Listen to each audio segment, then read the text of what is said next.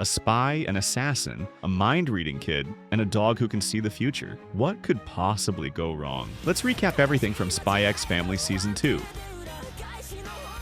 The season starts with Yor finishing a mission perfectly, but a wounded enemy shot her in the butt. At home, she tries to hide the pain, but Loid notices and thinks she's upset with their fake marriage.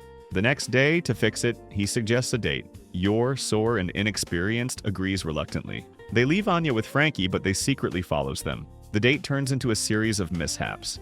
Yor can't sit comfortably, ruining Loid's plans. He panics, thinking he's a bad husband. Their activities end at a restaurant where Anya senses danger. A waiter, an ex-assassin from last night, plans to poison Yor. The poison, unexpectedly, works as a painkiller.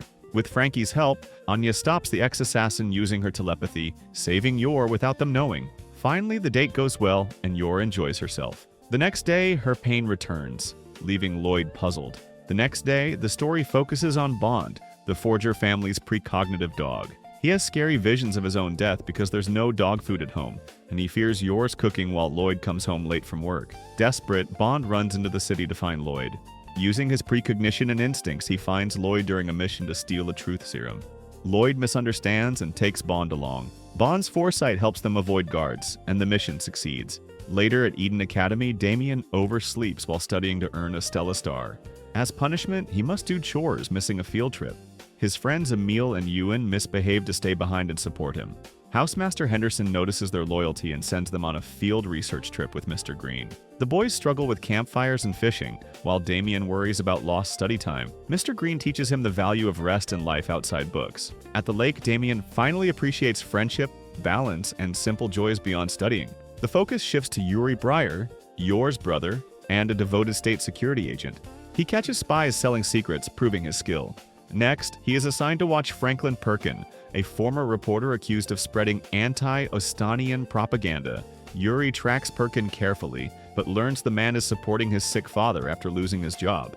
Despite understanding him, Yuri arrests Perkin discreetly to protect his family. He even promises to request financial help for Perkin's father, showing rare compassion. At Eden Academy, Anya and Becky hear about the pastry of knowledge, said to make one an imperial scholar. Anya races to the cafeteria with Becky, competing with Damian, Emil, and Ewan. But George Gluman buys the last 5 pastries but gives up 4. They play Old Maid to decide who gets them. Anya wins first with telepathy, but fearing they'll notice her power, they play another round. In the final round, Anya seems helpless and Damian deliberately loses, letting her get the last macaron. Anya offering to share with Damian, who refuses. She enjoys the pastry, but her grades remain poor, though Loid notices her high score in ancient language, hinting at hidden potential. The next day, Frankie asks Loid to help find his crush's lost cat, Kopi. Loid refuses, so Frankie tries himself. He runs into Yor, who helps. Using Frankie's spy gadgets, they fail many times. Finally, one invention works, attracting street cats, including Kopi. Yor uses her strength to safely retrieve Kopi. Frankie returns the cat to Casey, only to learn she has a boyfriend, leaving him heartbroken. Yor, the Thorn Princess, is assigned a mission to protect Olka Gretcher and her son, the last of a mafia family, on a luxury cruise. At the same time, Loid and Anya discover a raffle for the same cruise. Using her telepathy, Anya learns it's rigged, so she fixes the draw to win tickets for themselves. At home, Anya tells Yor, who panics when she realizes it's the same ship.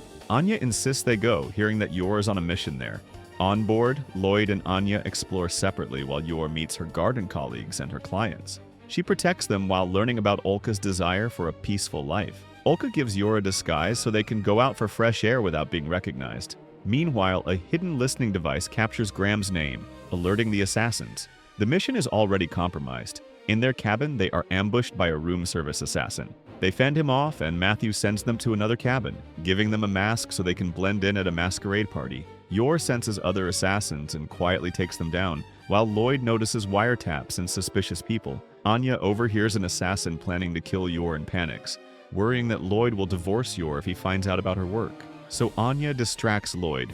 Yor fights the chain and sickle assassin amid a crowd, but she feels something is off, though she doesn't know why. Then Anya distracts the crowd by claiming it's a circus act, allowing Yor to win. Yor safely escorts Olka and her son, reflecting on her growing attachment to her fake family and worrying about leaving them if she gets hurt.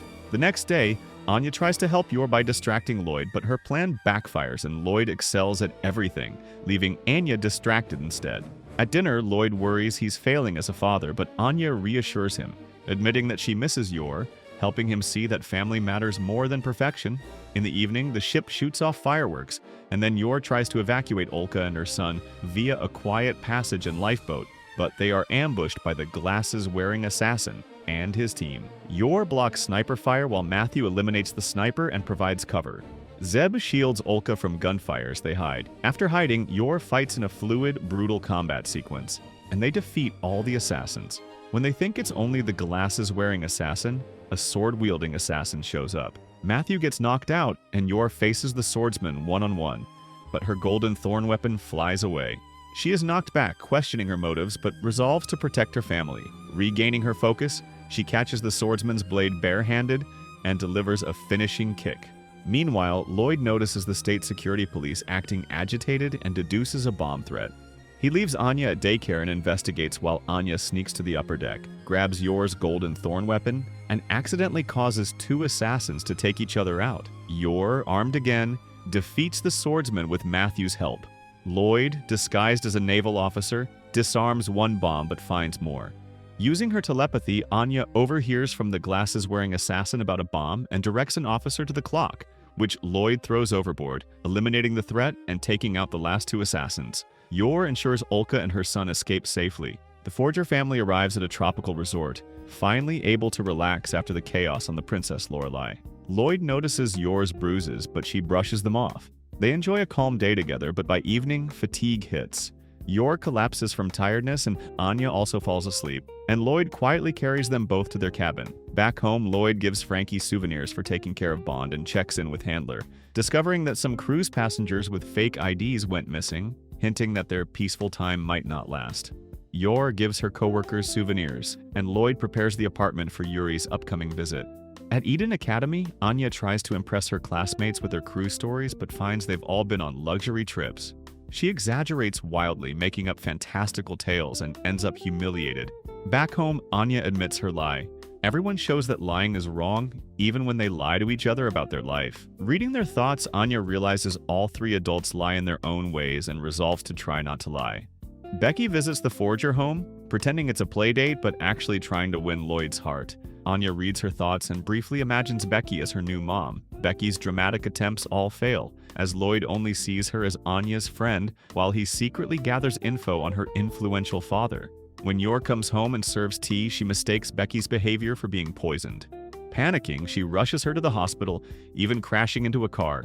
Scared, Becky drops the act. Yor then reassures her, saying Loid chose her for her strength, not perfection, which inspires Becky to train under her. Meanwhile, we see Fiona Frost, Nightfall, handling Loid's missions while he's away. Calm and deadly efficient, she completes her work with ease but remains obsessed with him. She dreams of replacing Yor as both his wife and partner, convinced that only she truly understands him. When Loid returns and casually gives her a souvenir, Fiona accepts it coldly but bursts with joy when no one is watching. The next day, Loid takes Bond to the park for guard dog training with Frankie, but Bond can't perform the combat drills the way Loid expects, still haunted by his past experiments. While walking, Bond has visions of small mishaps and fails comically to prevent them. Then he foresees someone trapped in a burning building. Dragging Loid inside, he discovers the someone is actually a puppy. Together they rescue it and capture the fleeing arsonist, with Bond tracking him down. Afterward, Loid apologizes for being too harsh, affirming Bond as part of the Forger family. The season ends as they return home, where Anya rewards Loid and Bond with origami Stella stars. The Forgers share dinner together, closing on the warmth of family. If you want more recaps like this, don't forget to like, subscribe, and let me know what anime you want to see next.